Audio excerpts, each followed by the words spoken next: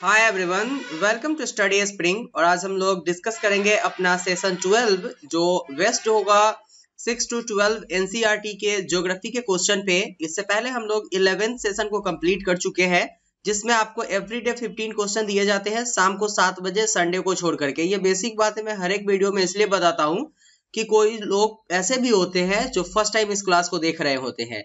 तो आज इसी 15 क्वेश्चन को डिस्कस करेंगे जो 6 to 12 एनसीईआरटी बेस्ड होगा ज्योग्राफी का।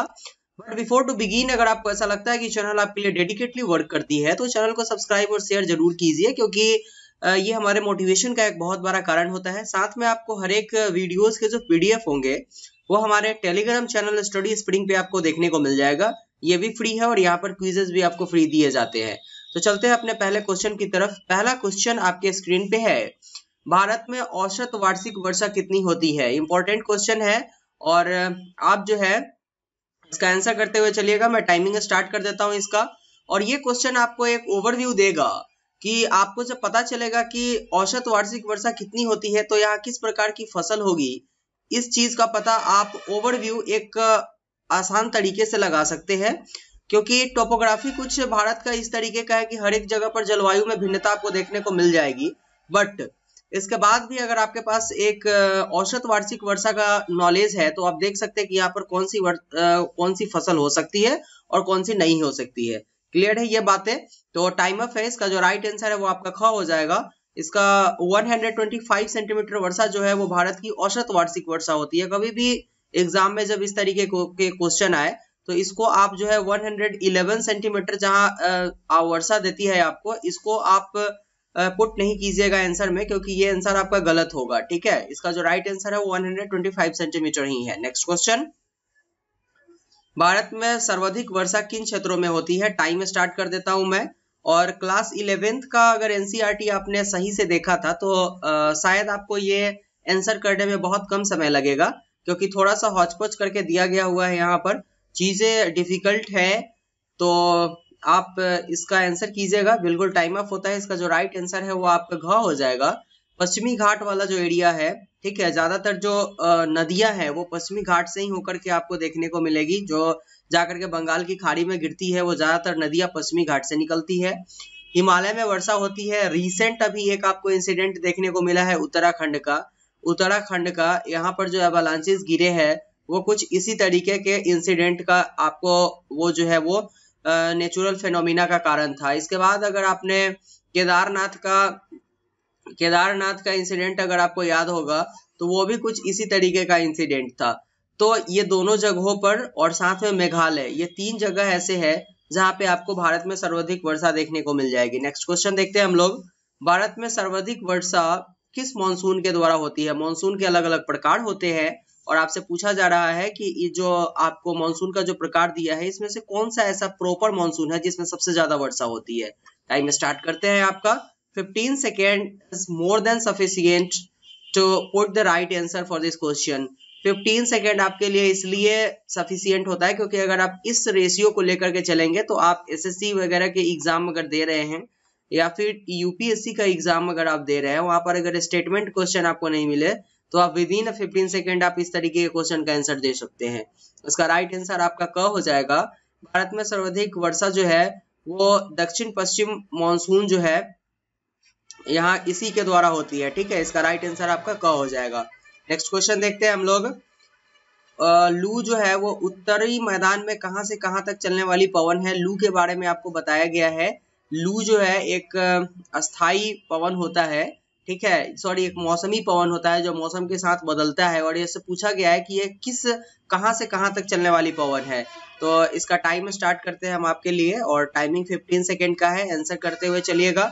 बिल्कुल सिंपल क्वेश्चन है और सिंपल क्वेश्चन का आंसर 15 सेकेंड में अगर आप दे पा रहे हो तो समझो कि आपका प्रिपरेशन फुल फ्लेज है। तो टाइम इसका अप हुआ और इसका जो राइट आंसर हो जाएगा वो आपका ग हो जाएगा।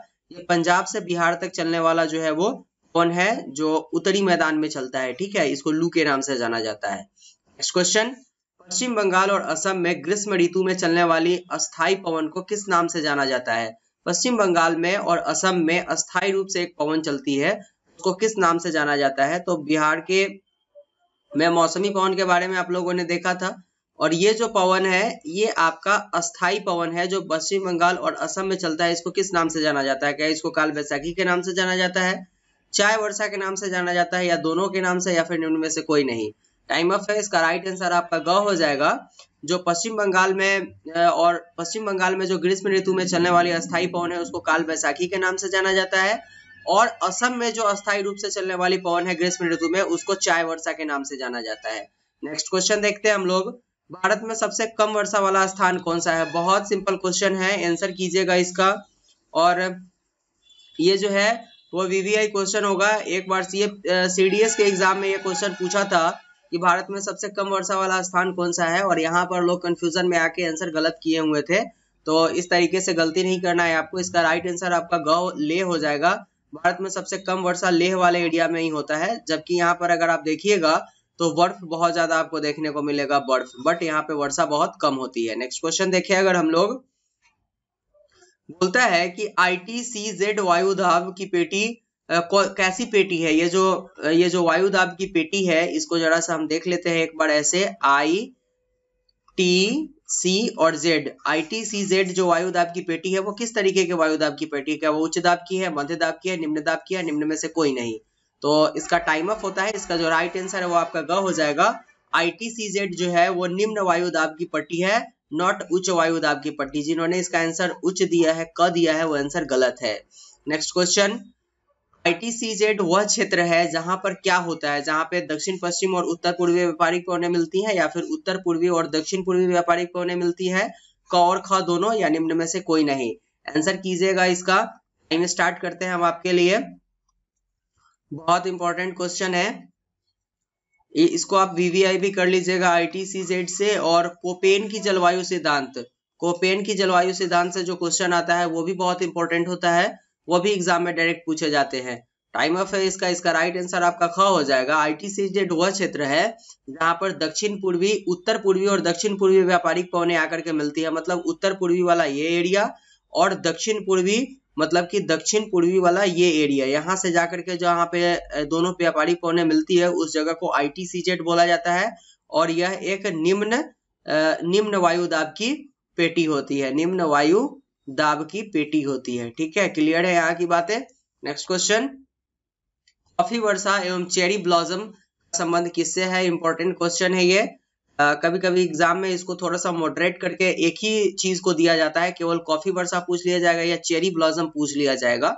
तो इसमें कंफ्यूजन में नहीं आना है, दोनों चीज का संबंध एक ही से होगा, या तो बसंत ऋतु से होगा, शीत ऋतु से होगा, या मानसून से होगा, या फिर ग्रीष्म ऋतु से। टाइम ऑफ होता है। इसका जो राइट आंसर है वो आपका ग हो जाएगा। जैसे ही ग्रीष्म ऋतु खत्म होती है, और ग्रीष्म ऋतु जैसे ही खत्म होती है उसके बाद जो मानसून है उसकी पहली जो बौछार होती है, ठीक है, ये मानसून की जो पहली बौछार होती है उसी को हम लोग कॉफी वर्षा या चेरी ब्लॉसम के नाम से जानते हैं। ये वाला एरिया आपका कर्नाटक के पास आता है। ठीक है, नेक्स्ट क्वेश्चन देखते हैं हम लोग। आम्र वर्षा किस राज्य से संबंधित है? बहुत इंपॉर्टेंट क्वेश्चन है। टाइम स्टार्ट करते हैं। आम्र वर्षा किस राज्य से संबंधित है पूछा जा रहा है आपसे, और इसमें आपको 5 ऑप्शन दिए गए हुए हैं। तो जरा सा जो है वो आप सावधानी से इसका आंसर दीजिएगा, क्योंकि इसमें हो सकता है आप परेशानी में आए। बिल्कुल टाइम ऑफ होता है इसका, और जो राइट आंसर है वो आपका घ हो जाएगा। ये जो है वो केरल और कर्नाटक से संबंध है इसका आम्र वर्षा का। इसमें आप डायरेक्ट आम के पकने के लिए इस वर्षा का यूज जो है वो ऐसे नहीं करके आप बिहार और झारखंड आंसर मत दे दीजिएगा। इसका जो राइट आंसर होगा वो कर्नाटक और केरल हो जाएगा। नेक्स्ट क्वेश्चन देखते हैं हम लोग। लिटिल अमेरिका नामक स्थान किस महाद्वीप में है? ठीक है, किस महाद्वीप में इसको आप कर लीजिएगा स्थित है। ठीक है, टाइम स्टार्ट करते हैं आपका। इंपॉर्टेंट क्वेश्चन है ये, और 100% मैं कंफर्म हूं इसके लिए कि कुछ लोग इसका आंसर उत्तरी अमेरिका और दक्षिणी अमेरिका दे रहे हैं। बट अगर हम आपके क्वेश्चन को थोड़ा सा हल्का कर दे तो ये दोनों इसका आंसर नहीं होगा। अब इस दोनों में से आपको आंसर ढूंढना है, कौन सा आंसर है। बिल्कुल टाइम अप होता है। इसका जो राइट आंसर हो जाएगा वो घ हो जाएगा।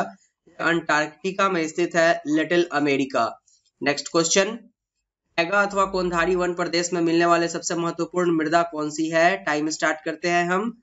और मृदा से ये क्वेश्चन आपका आ गया हुआ है। क्लास 7th में आपने इसको पढ़ा था, 11th में भी पढ़ा था, और आपका जो है वो क्लास 9th में इसको पढ़ना है। 9th का तो वीवीआई है इसके लिए, और 11th का भी वीवीआई है, दोनों को कवर कर लीजिएगा। क्योंकि यहाँ से इस तरीके के क्वेश्चन आते हैं। तो इसका जो राइट आंसर है वो घ हो जाएगा। जो है पोर्टजोल नामक जो मृदा होती है वो कोंधारी और टैगा वन प्रदेश के लिए इंपॉर्टेंट होता है। जहां पर पोर्टजोल टाइप्स मृदा आपको देखने को मिलेगी, वहां पर आपको टैगा और कोंधारी वन देखने को मिल जाएंगे। ठीक है, नेक्स्ट क्वेश्चन देखते हैं हम लोग।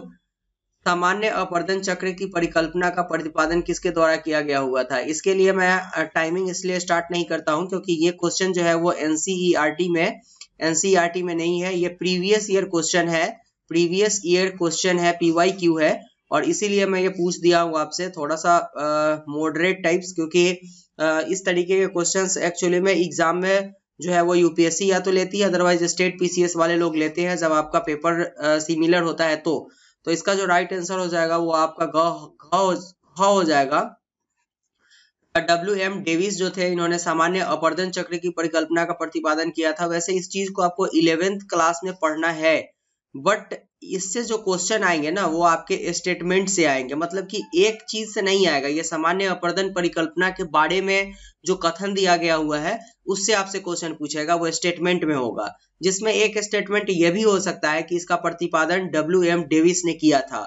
अगर आपको ये आंसर याद होगा तो एक ऑप्शन के लिए तो आप कंफर्म हो जाएंगे, बाकी 3 का आंसर आपको ढूंढना होगा, और 3 स्टेटमेंट के लिए फिर से आपको 11th का जो है आपको 11th का समरी देखना पड़ेगा जो मैंने आपको बताया है। ठीक है, तो ये चीजें क्लियर है। नेक्स्ट क्वेश्चन देखते हैं हम लोग। इक्वेटर सिटी के उपनाम से कौन सा देश जाना जाता है? टाइम स्टार्ट करते हैं, ये इंपॉर्टेंट है, ये आपके वर्ल्ड ज्योग्राफी से जो है जो वर्ल्ड ज्योग्राफी का क्वेश्चन है ये, और इसको पढ़ाया गया हुआ था आपको। इक्वेटर सिटी के नाम से किसको जाना जाता है? ठीक है, तो टाइम जो है वो आपका अप होता है, और जो राइट आंसर है वो आपका ग हो जाएगा। फिलाडेल्फिया को जो है वो इक्वेटर सिटी के उपनाम से जाना जाता है, मतलब फिलाडेल्फिया जहाँ पे होगा उसको आप इक्वेटर सिटी भी बुला सकते हैं, मतलब इसको इक्वेटर सिटी के उपनाम से जाना जाता है। क्लियर है? नेक्स्ट क्वेश्चन और लास्ट क्वेश्चन। इटली में चावल के उन्नतिशील कृषि के लिए कौन सी नदी घाटी प्रसिद्ध है? मतलब किस नदी घाटी की प्रसिद्धि है? ठीक है, जिसके कारण इटली में चावल की उन्नत जो है वो फसल होती है। तो नदी घाटी वाला एरिया, घाटी का एरिया ये हो गया आपका, और यहाँ पे कौन सी नदी बहती है ये आपसे पूछा गया है। तो टाइमिंग आपका हम अब स्टार्ट कर देते हैं और आंसर करते हुए चलिएगा। इंपॉर्टेंट क्वेश्चन है ये जब स्टेटमेंट में पूछे जाएंगे तब जाकर के ये चीजें आपको क्लियर मिलेगी, और ये आपका विजन क्लियर होगा कि क्यों इस तरीके के क्वेश्चन आपको कवर करवाए जाते हैं। तो इसका जो है वो टाइम अप होता है, और राइट आंसर आपका ख हो जाएगा। जो पो नदी है, ये पो नदी इटली में चावल की उन्नति के लिए, चावल की उन्नतिशील कृषि के लिए सबसे प्रसिद्ध जो है वो आपका नदी घाटी है, जहां पे जिसके कारण इटली में सबसे ज्यादा चावल होती है। क्लियर है?